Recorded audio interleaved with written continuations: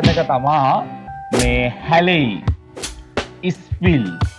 සිංහල අර්ථය පුතා හැලෙයි සිංහල අර්ථය හැලෙයි මම මේක තමිල් මීනින් එකක් කියන මොකද මගේ ලෙසන්ස් ගොඩක් මුස්ලිම් ළමයිනුත් යූස් කරන නිසා මේකට හැලෙයි කියලා කොට්ටුදල් තමයි කියන්න වෙන්නේ කොට්ටුදල් එන්න තමිල් මීනින් කොට්ටුදල් හැලෙයි මෙයා යූස් කරන්නේ පුතා විල් එක් කළා දැන් හැලෙන දේවල් මොනවද තියෙන්නේ අපිට කියන වතුර හැලෙයි නේ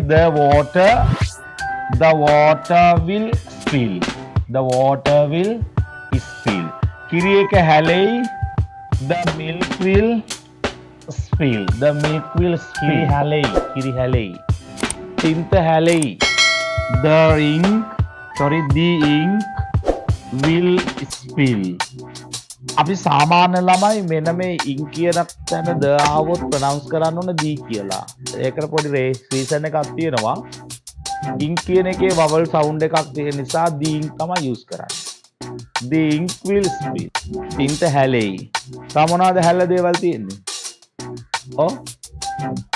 the oil very good the oil will spill නේ the oil හැලෙයි අපිට එහෙම යූස් කරන්න පුළුවන්